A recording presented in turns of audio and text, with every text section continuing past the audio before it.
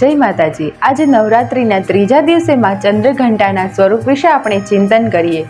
વ્યવહારમાં જ્યાં સુધી દીકરીના વિવાહ ન થાય ત્યાં સુધી તે ચંદ્રમા સમાન કોમળ, નિર્મળ અને પવિત્ર હોવાથી તે ચંદ્રઘંટા સમાન છે।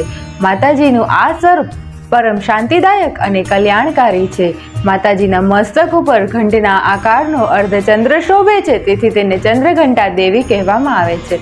ચંદ્રઘંટા દેવીને 10 હાથ અને વાહન સિંહ છે, તેથી તેની મુદ્રા એ સદૈવ યુદ્ધ માટે તત્પર છે। તેમનું સ્વરૂપ એ અત્યંત સૌમ્ય અને શાંતિદાયક છે।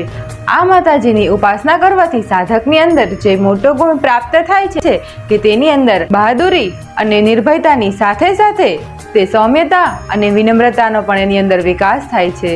માતાજીને આસમાની કલર એ ખૂબ જ પ્રિય છે, તેથી આ કલરના સાધકે વસ્ત્રો પહેરવા અને દૂધ કે દૂધમાંથી બનાવેલી મીઠાઈ માતાજીને અર્પણ કરવાથી ધન અને સમૃદ્ધિમાં વધારો થાય છે। ધન્યવાદ।